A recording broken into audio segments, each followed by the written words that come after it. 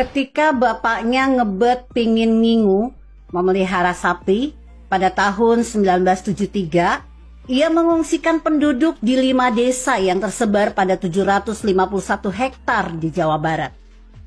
Ketika si bungsu ngebet pingin bangun resort, tahun 1996 perusahaan yang dimiliki oleh si bungsu mengusir penduduk desa dari tanah mereka di Pulau Bali untuk membangun sebuah resort seluas 650 hektar.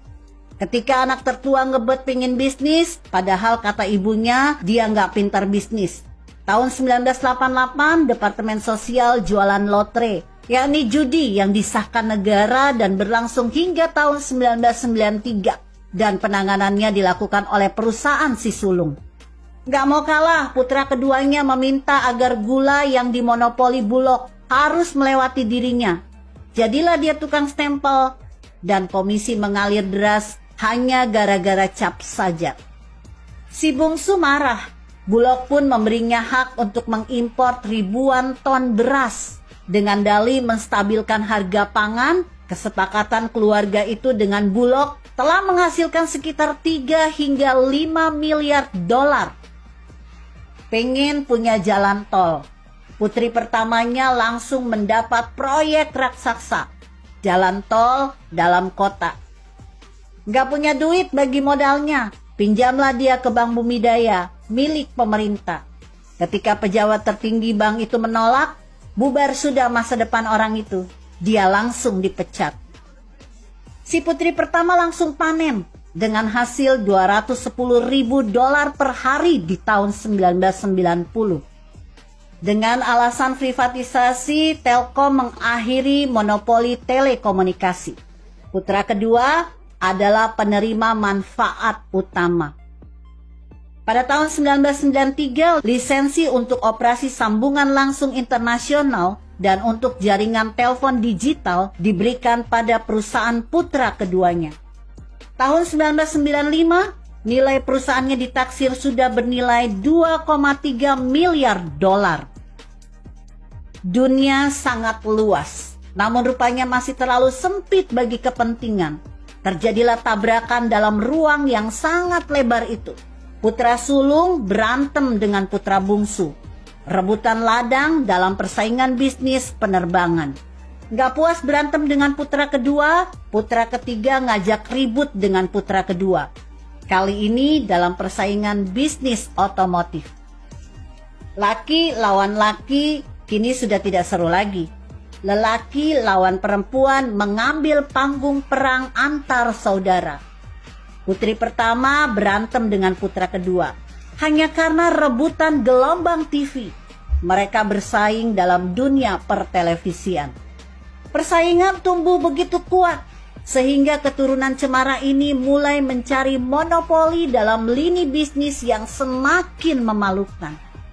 Putra kedua sekali lagi mendapat kontrak untuk mengimpor kertas khusus yang digunakan oleh Mint Nasional.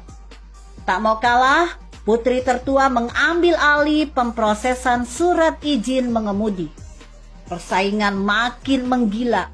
Bukan hanya anak, menantu pun tak mau kehilangan momen sempit itu.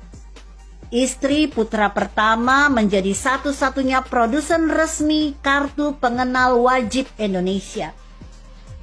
Tahun 1996, cucu lelaki, anak putra tertua, merancang sebuah skema untuk menjual stiker sebesar 0,25 dolar sebagai bukti pembayaran pajak untuk setiap botol bir dan alkohol yang dikonsumsi di Indonesia.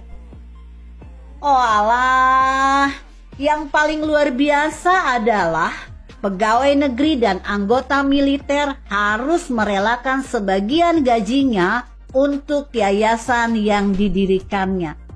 Tak ada kata puas di sana. Ini hanya sekelumit cerita. Bagaimana sebuah rezim yang terlalu lama berkuasa hanya demi menyedot habis uang negara. Masih ada ratusan kebijakan dan ratusan keputusan yang dibuat demi menumpuk kekayaan, tak ada puas itu. Cara mendirikan dan menguasai tanah untuk Grand Hyatt, Bali Cliff Hotel, Sheraton Nusa Indah Resort, Sheraton Laguna Nusa Dua, Bali Intercontinental Resort, Nico Royal Hotel, Four Seasons Resort di Jimbaran, hingga Bali Golf and Country Club di Nusa Dua. Tentu adalah kebijakan negara yang dipesan. Beruntung, 16 tahun kemudian Indonesia kedatangan seorang lelaki kurus. Dia orang yang sangat biasa, tak tampak ketegasan di wajahnya, tak tampak kepintaran pada kata-katanya. Hanya sorot matanya yang berbicara. Dia orang jujur.